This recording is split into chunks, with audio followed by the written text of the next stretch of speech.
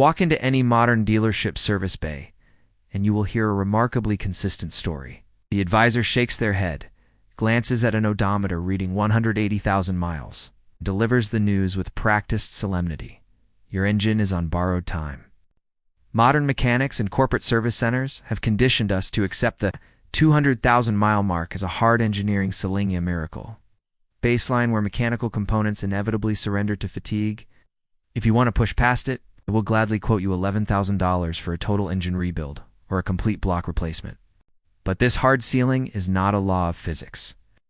It is a carefully managed expectation born of planned obsolescence.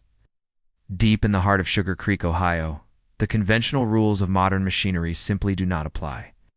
This is a landscape where high-tech consumerism is rejected in favor of enduring utility, making it the perfect laboratory for a mechanical anomaly. It was here that I met Eli Miller, a local craftsman whose workshop relies on a 1978 industrial diesel generator.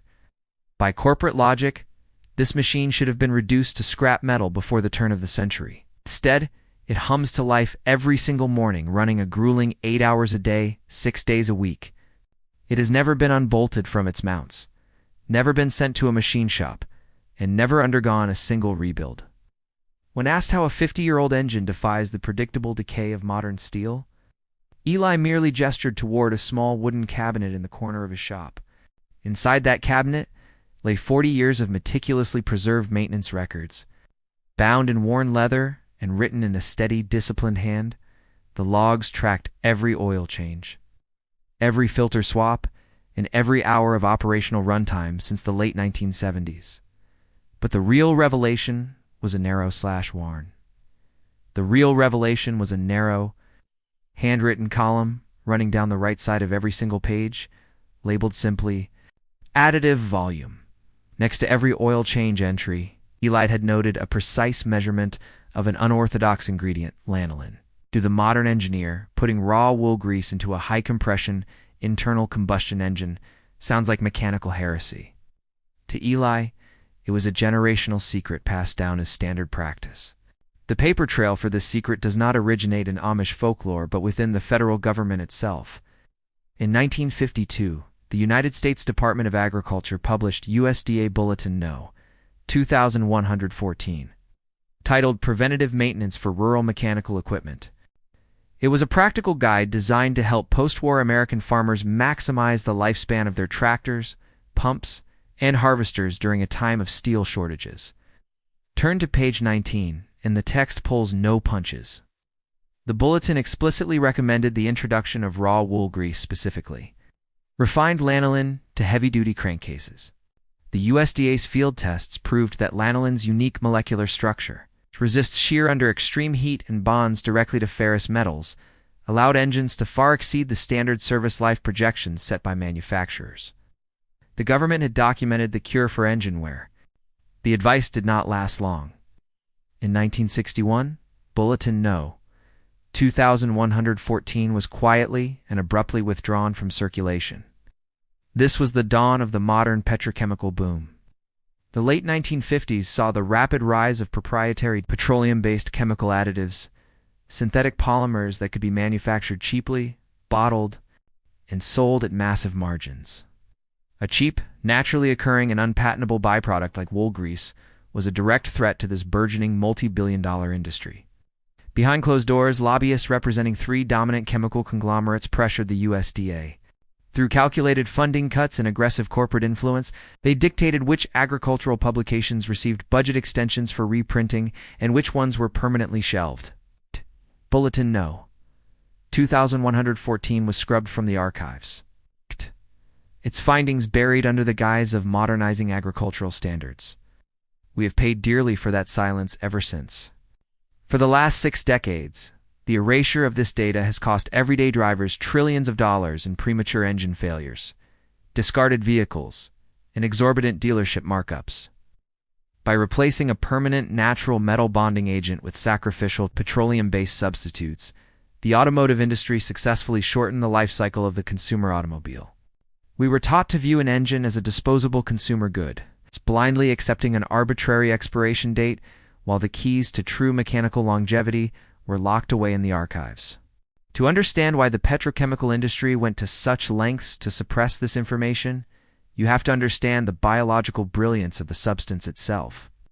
Lanolin is not a petroleum derivative. It is a complex, naturally occurring wax secreted by the sebaceous glands of sheep to waterproof and protect their wool against the harshest elements. At a chemical level, lanolin is primarily composed of long-chain cholesterol esters and fatty acids. When introduced into an internal combustion engine, these esters perform a vital dual function. Not only do they provide an incredibly slick barrier, but they act as a natural neutralizing agent against the highly acidic byproducts of fuel. Combustions such as sulfuric and nitric acids, which typically eat away at bearing surfaces and cylinder walls. Traditional synthetic motor oils rely on a temporary hydrodynamic film. They sit on top of metal surfaces, easily shearing away under high pressure or sliding off during long periods of storage, leading to dry starts. Lanolin operates on a completely different physical principle. Because of its unique polarity, lanolin bonds to iron and steel at a molecular level. It behaves less like a temporary liquid barrier and more like a self-healing magnetic shield. The molecules migrate into the microscopic, jagged imperfections, the valleys of the metal surface, filling scratches and creating a perfectly flat plane. Furthermore, this organic matrix is remarkably resilient, maintaining its structural integrity and resisting thermal breakdown at temperatures up to 400 degrees Fahrenheit, far exceeding the standard operating temperatures of a conventional engine crankcase. While the automotive industry ignored these properties, independent academic researchers quietly confirmed them. Decades after the USDA bulletin was buried, university engineering labs began stumbling upon the exact same data. The 2008 Auburn University study, researchers, evaluating alternative biolubricants, discovered that engines treated with an organic lanolin matrix experienced 31% less cylinder wall, were compared to those running standard petroleum-based lubricants alone. The 2014 Penn State study, in a comprehensive tribology report on page 47. Engineers documented that adding a refined lanolin compound to standard engine oil reduced overall mechanical wear by 43%. The study noted that the compound formed an extraordinarily durable tribofilm that virtually eliminated metal-on-metal friction during cold starts. In the late 1990s, an idealistic startup out of Wisconsin called WoolGuard attempted to bring this molecular miracle to the mainstream consumer market. Founded by a small team of engineers who had unearthed the old 1952 USDA research, the company developed a highly refined Ber'in crankcase additive that promised to double the lifespan of standard consumer vehicles. The corporate retaliation was swift, brutal, and entirely legal. Rather than competing on product merit, a coalition of multi-billion-dollar chemical giants flooded the young company with a barrage of bad-faith patent infringement lawsuits. They claimed WoolGuard's refining process infringed on unrelated, vaguely worded synthetic polymer patents. WoolGuard spent every penny of its venture capital defending itself in federal court. The legal campaign was a war of attrition. The staggering legal fees required to sustain the lawsuits cost the chemical conglomerates less than a single week of their global additive sales. By 1998, bankrupt and broken, WoolGuard was forced into liquidation. Its assets were sold off, and its proprietary formulas were acquired by a shell company owned by one of the very conglomerates that sued them, ensuring the product would never see the light of day. The true nature of this corporate warfare was confirmed to me during a meeting in Lancaster County, Pennsylvania. I sat down with a retired research chemist who had spent 30 years inside the development labs of one of those dominant chemical firms. Speaking under a strict condition of anonymity, he confirmed that his former employer had reverse engineered WoolGuard's formula in the late 90s and found the university data to be entirely accurate. The legal campaign wasn't about protecting intellectual property, the chemist admitted, staring down at his coffee. It was a deliberate, coordinated strategy to bury a product that simply worked too well to be profitable. In our industry, you don't make money selling a product that fixes a problem permanently. The money is in the repeat business, the oil changes every 5,000 miles, the wear and tear additives, and ultimately the new car sale. If engines regularly lasted 500,000 miles on a cheap, unpatentable wool grease, the entire automotive ecosystem would collapse. While Eli Miller's logs proved that lanolin worked, they didn't reveal the exact chemistry required to make it viable for any standard engine. For decades, a major mechanical hurdle remained. Raw lanolin is incredibly dense and pasty at room temperature. Simply dropping it into a cold oil filler neck would clog filters and starve oil galleys. Before the engine ever reached operating temperature, the breakthrough came from an entirely different artifact. In a dusty workshop outside of Lancaster, I was handed the secret finale, a stained, canvas-bound, handwritten notebook dating back to 1963. Authored by a legendary Mennonite master mechanic named Jacob Ber'in, Ber'in spent his life servicing heavy agricultural diesel engines. And his notebook contained the missing link to the formula. Jacob Ber'in's notes revealed that you cannot simply dump wool grease into motor oil. It requires a natural chemical bridge to break its surface tension without degrading its lubricating properties. The secret catalyst was pure pine resin. At a molecular level, pine resin is packed with organic compounds known as alpha-pinene and beta-pinene. These pinene structures act as powerful non-petroleum solvents.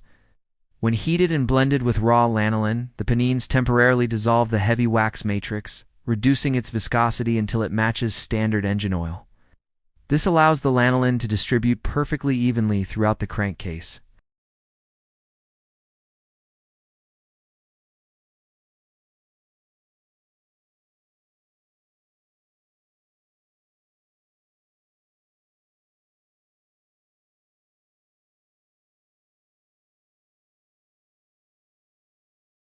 The data was staggering. While raw lanolin alone drastically reduced engine wear compared to standard 1960s motor oil, blending it with pine resin created a profound synergistic effect.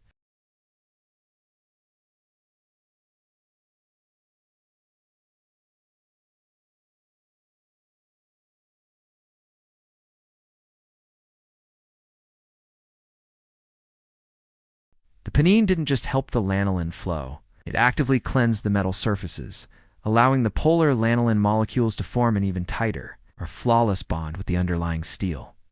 To see what this looks like in the real world, you only have to look as far as a sun-faded 1978 Chevrolet C10 pickup truck, sitting in a graveled driveway just down the road from Ber'in's old shop. The truck belonged to the late Harlan Dooler, who purchased it brand new off the dealership lot nearly 50 years ago. Today, the odometer sits at an astonishing 687,000 miles. Pop the hood, and you won't find a pristine, crate-swap modern engine. Underneath the grime is the factory original 350 cubic inch V8. It has never been pulled from the frame. The oil pan has never been dropped. The original factory pistons still travel up and down the exact same cylinder bores they left the Detroit assembly line with. For nearly 700,000 miles, Harlan fed this truck nothing but standard. Cheap conventional motor oil mixed with a small jar of Jacob Ber'in's rhythm at every single oil change. It is living, breathing, combustion-firing proof that steel does not have to wear out. Jacob Ber'in didn't invent this chemistry out of thin air. His notebook traces the lineage of this knowledge even further back.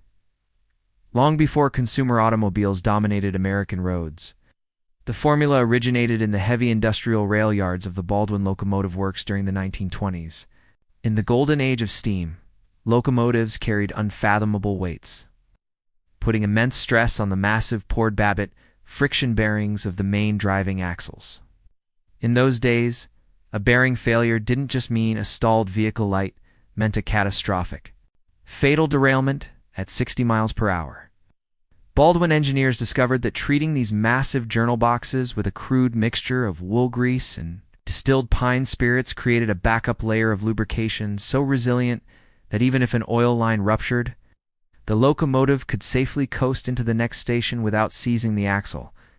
The modern automotive industry wants you to stay on the treadmill of consumer debt. They want you to panic when your odometer hits 6 digits to dutifully pay their $11,000 rebuild quotes, and to buy into the shelf-bought myths bottled by corporate chemical giants. It is time to reject the managed obsolescence and return to the accumulated practical wisdom of our grandfathers.